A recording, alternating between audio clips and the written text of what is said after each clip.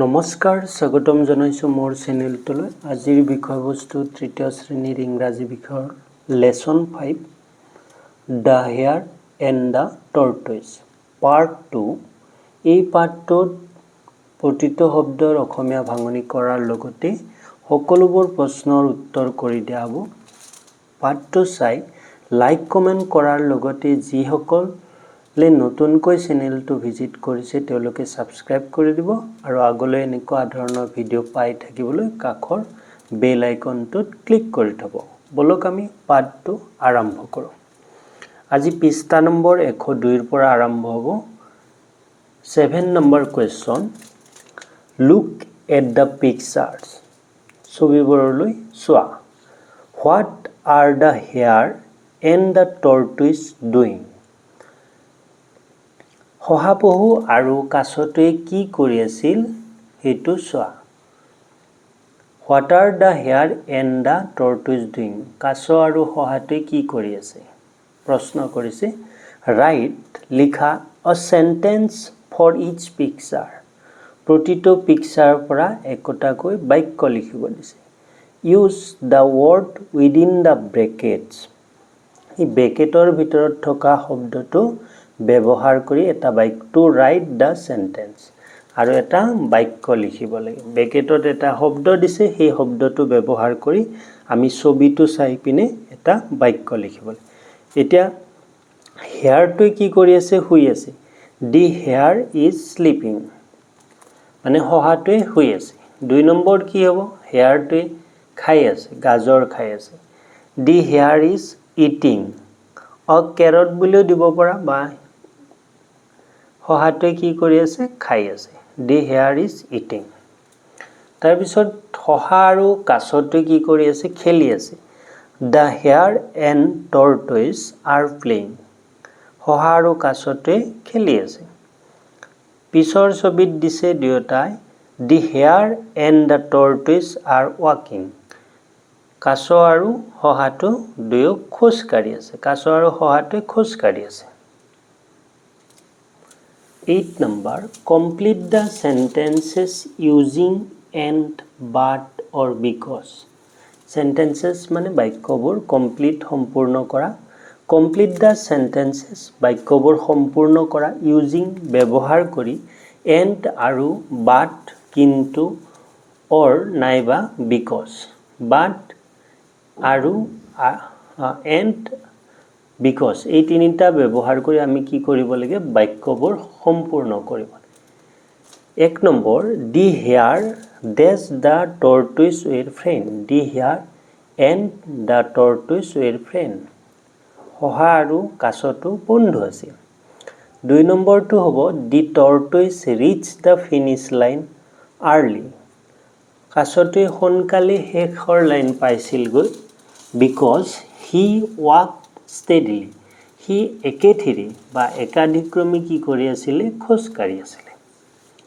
3 number, the tortoise reach the finish line and wait with a big smile. কাছটোৱে শেষৰ লাইনত উপস্থিত হৈছিল আৰু এটা ডাঙৰ হাঁহিৰে অপেক্ষা কৰি আছিল। 4 নম্বৰ, দি হেয়াৰ থট। শহাটোৱে ভাবিছিল হি উড উইন। সি জয় হ'ব। But he lost the race. কিন্তু সি কি হ'ল?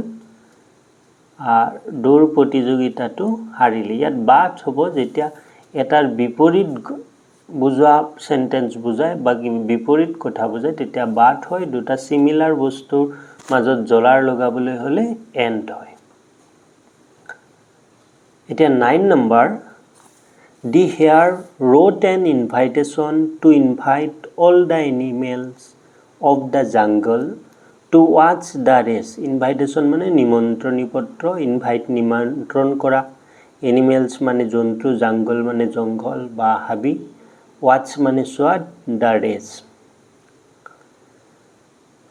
শহাটোৱে জংঘলৰ বা হাবিৰ সকলোবোৰ জন্তুক নিমন্ত্ৰণ কৰাৰ বাবে এখন নিমন্ত্ৰণী পত্ৰ লিখিছিলে। মানে দৌৰ প্ৰতিযোগিতা চাবলৈ ৰিড দ্য ইনভাইটেশ্যন সেই নিমন্ত্ৰণী পত্ৰখন বা ইনভাইটেশ্যনখন বা আমন্ত্ৰণ পত্ৰখন পঢ়া ইনভাইটেশ্যন কাৰ্ড নিমন্ত্ৰণী পত্ৰ ইয়াত 13 কহৰা লেণ্ড দিছে কাজিৰঙা বোকাঘাট 12/12/2012 মানে 12/12/2012 ইয়াত সহায় লিখিছে my dear friends of the jungle হাবিত থকা মোৰ বন্ধুসকল we would like to invite you all আমি তোমালোকক আমন্ত্ৰণ জনাই ভাল পাম বা সুখী হ'ম to watch the race between me and the tortoise মোৰ আৰু কাছৰ মাজত হ'বলগীয়া প্ৰতিযোগিতা চোৱাৰ বাবে আমি তোমালোকক নিমন্ত্ৰণ জনাইছোঁ it will be held on Sunday এইটো ৰবিবাৰে অনুষ্ঠিত হ'ব এট 11 AM ৰাতিপুৱা 11 বজাত ৰবিবাৰে এইটো আৰম্ভ হ'ব hope you all would come to share us আশা কৰোঁ ইউ অল উড কাম তোমালোক সকলোৱে আহিবা টু শ্বেয়াৰ আছ আমাক উৎসাহিত কৰিবলৈ looking forward to Euro presence যে তোমালোকৰ উপস্থিতি কামনা কৰে বা তোমালোকৰ উপস্থিতি লৈ আগ্ৰহী জনায় ইউৰ ফ্ৰেণ্ড তোমাৰ বন্ধু mister hare they colour the envelope of the invitation card and given the box এই কাৰ্ডখনত তোমালোকে নিজৰ পচন্দ অনুযায়ী কোনটোত কি কালাৰ লগাব লাগিব সেইটো তোমালোকে কৰিবা 10 নম্বৰটো join dots to complete the picture colour the picture প্ৰথমতে এই পিকচাৰবিলাকৰ ডটবিলাক জইন কৰিব লাগে এনেকৈ তোমালোকে জইন কৰা আৰু পিকচাৰটোত কালাৰ কৰা এইটো পাৰিবা তোমালোকে ডটবিলাক চাই এনেকৈ জইন কৰিব লাগে জাষ্ট এনেকৈ জইন কৰিবা আৰু কোনটোত কি কালাৰ হয় সেইমতে এড কৰি যাবা ৰিড দ্য কনভাৰচেশ্যন কথোপকথনটো পঢ়া হেল্ল' নমস্কাৰ do you like to play cricket তুমি ক্ৰিকেট খেলানে বা তুমি ক্ৰিকেট খেলি ভাল পোৱানে হেল্ল' য়েছ হয় I like to play cricket মই ক্ৰিকেট খেলি ভাল পাওঁ এতিয়া এইজনে ক'ব you are looking fit and fine তুমি দেখিবলৈ সুস্থ আৰু ধুনীয়া what do you do to keep yourself fit তুমি নিজকে সুস্থ ৰাখিবলৈ কি কৰা এইজনে ক'ব এইবাৰ যে আই এক্সাৰচাইজ ডেইলি মই প্ৰতিদিনে শৰীৰ চৰ্চা কৰোঁ বা ব্যায়াম কৰোঁ আই ডু আউটডোৰ এক্টিভিটিজ মই বাহিৰত কৰা কাৰ্য কৰোঁ বা কিছুমান কাৰ্যকলাপ কৰোঁ বাহিৰত কৰা লাইক যেনে ছুইমিং সাঁতোৰা চাইকেল চলোৱা জগিং মানে অলপকৈ দৌৰি যোৱা বা ব্যায়াম বুলি ক'ম আমি ব্যায়াম এণ্ড ৰানিং আৰু দৌৰা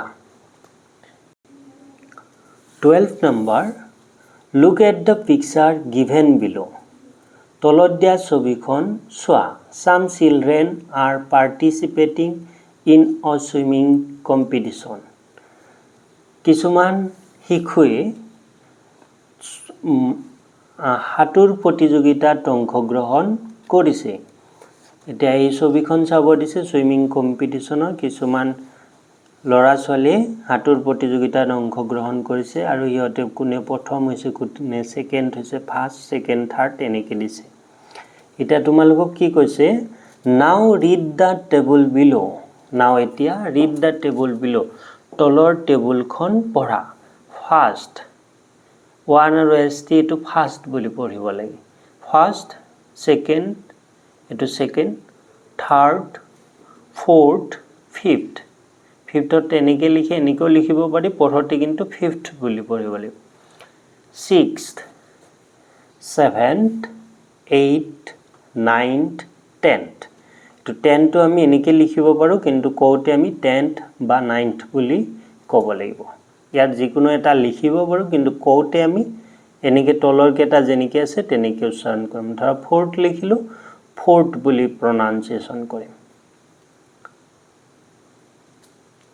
B number complete the tables given below তলত দিয়া তালিকাখন বা টেবুলখন পূৰ্ণ কৰা ফাৰ্ষ্ট ইয়াত আমি লিখাটো FIRST ফাৰ্ষ্ট লিখিম সেকেন্ড এটো টু আৰু ND লিখিম সেকেন্ড এটো সংক্ষিপ্ত ফৰ্ম থাৰ্ড লিখিম থাৰ্ড ফোर्थত ইয়াত ফোৰ্থ লিখিম fifth sixth seventh eighth ninth এনেকৈ লিখিম 10th ইয়াত first prize second prize third prize এনেকৈ পঢ়তে আমি ফাৰ্ষ্ট সেকেন্ড থাৰ্ড এনেকৈ পঢ়িব লাগিব লিখতে আমি এনেকৈ লিখিব পাৰোঁ সংক্ষিপ্ত ৰূপত 13 number these are names of some games এইবোৰ কিছুমান খেলৰ নাম that we love to play যিবোৰ আমি খেলি ভাল পাওঁ read them aloud cricket football badminton hockey chess ludo carrom tennis এইবিলাক হ'ল খেলৰ নাম কিছুমান খেলৰ নাম যিবিলাক আমি খেলি ভাল পাওঁ নাও এতিয়া clap your hands when you say these words for example যেতিয়া আমি এই শব্দবিলাক কম clap your hands তোমাৰ হাতেৰে কি কৰা হাত চপৰি মৰা when you say this word এই শব্দবোৰ কবা for example clap twice for the word cricket ক্ৰিকেটৰ কাৰণে দুবাৰ হাত চপৰি মাৰিব দিছে এনেকৈ এবাৰ মাৰিলা আকৌ এবাৰ তাৰ পিছত clap once for the word chess মানে চেছটো এটা সিলেবল আছে সেই কাৰণে এবাৰ হাত চপৰি মাৰিব ক্ৰিকেট দুবাৰ মানে দুটা সিলেবল থকাৰ কাৰণে ইয়াত দুবাৰ হাত চপৰি মাৰিব দিছে clap thrice for the word badminton badminton এনেকৈ তিনিটা সিলেবল আছে যাৰ কাৰণে আমাক কি কৰিব দিছে তিনিবাৰ হাত চপৰি মাৰিব দিছে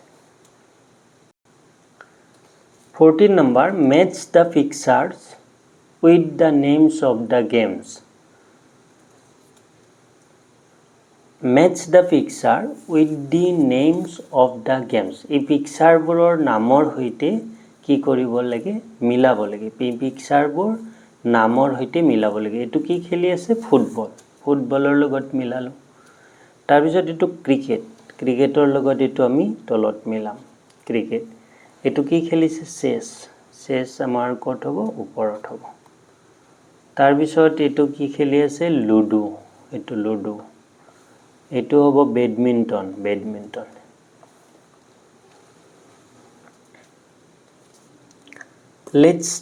let us learn bola ami hiko one who plays is a player je khele teo kheloi boli koy one who speaks is a speaker je koy teo bokta boli koy je kotha koy teo bokta boli koy speaker boli koy now think and say etia bhaba aru kwa one who reads is a reader je পঢ়ে তেও পঢ়ুই বুলি কয় one who writes is a writer যে লিখে তেও লিখক বুলি কয় one who teaches is a teacher যে শিকায় তেও শিক্ষক কয় one who learns is a learner যে শিকে তেও শিকাৰ বুলি কয় 5 one who sings is a singer যে গায় তেও গায়ক বুলি কয় এতিয়া B number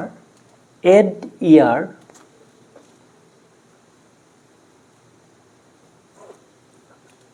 to the words given in the box to get new words এই বক্সত থকা শব্দবোৰৰ লগত ইয়াৰ যোগ কৰি নতুন শব্দ তৈয়াৰ কৰিব লাগে write the words one শব্দবোৰ লিখা one is done for you এটা তোমালোকৰ বাবে কৰি দিয়া হৈছে read ইয়াৰ যোগ কৰিলে reader হ'ব play player seek seeker teach teacher learn learner sing singer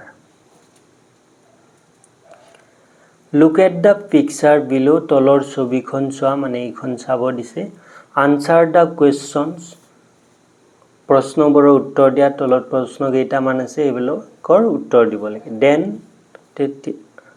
তাৰপিছত বা তেতিয়া right down all the answer together to make a paragraph তাৰপিছত কি কৰিব লাগে right down all the answer সকলোবোৰ উত্তৰ টুগেডাৰ একেলগে লিখা টু মেক আ পেৰেগ্ৰাফ এটা অনুচ্ছেদ তৈয়াৰ কৰিবলৈ বা এটা পেৰেগ্ৰাফ বনাবলৈ এইখন ছবি চোৱা ধুনীয়াকৈ ইয়াত প্ৰশ্নকেইটা দিছে এই প্ৰশ্নকেইটাৰ উত্তৰকেইটা আমি এটা পেৰেগ্ৰাফত লিখিব লাগে where are the children playing children বোলে ক'ত খেলি আছে playground what different games are the children playing এটা হ'ল চুইঙিং আৰু কি আছে টাগছ অফ ৱাৰ আছে ৰছী টনা আছে how many children are pulling on each side of the rope কিমান আছে পাঁচজন আছে how many children are cheering up the players কিমানজন শিশুৱে প্লেয়াৰবিলাকক উৎসাহিত কৰি আছে মানে চিয়াৰ আপ কৰি আছে how many boys and girls are there কিমানজন ল'ৰা আছে আৰু কিমানজনী ছোৱালী আছে এতিয়া এনচাৰকেইটা আমি প্ৰথমৰ এনচাৰটোৰ পৰা লিখিম যে প্ৰতিটো এনচাৰৰ শেষত ফুল ষ্টপ দিয়া হৈছে the children are playing happily in the playground বা ডাইৰেক্ট এনেকৈও লিখিব পাৰি the children are playing in the playground some of them are playing tug of war কিছুমানে কি কৰি আছে ৰছী টনা খেলি আছে এণ্ড চাম আৰ প্লেইং চুইঙিং আৰু কিছুমানে এই ঢেঁকীত বহাটো খেলি আছে there are 5 children pulling on each side of the rope এটা ৰছীৰ এফালে কি আছে 5জন চিলড্ৰেন আছে 4 children are cheering up the players 4জন শিশুৱে কি কৰি আছে উৎসাহিত কৰি আছে বাকী খেলুৱৈবিলাকক there are 8 boys and 8 girls enjoying the games together 8জন ল'ৰা আৰু 8জন ছোৱালীয়ে এই গেমবিলাক কি কৰি আছে উপভোগ কৰি আছে মানে টোটেল আমাৰ 16জন আছিল এই ছবিটোত চোৱা 5জন আছে আৰু এই 4জনে উৎসাহিত কৰি আছে এই দুজনে কি কৰি আছে ঢেঁকীটোত বহি খেলি আছে আজিলৈ পাঠটো ইমানেই আছিলে ধন্যবাদ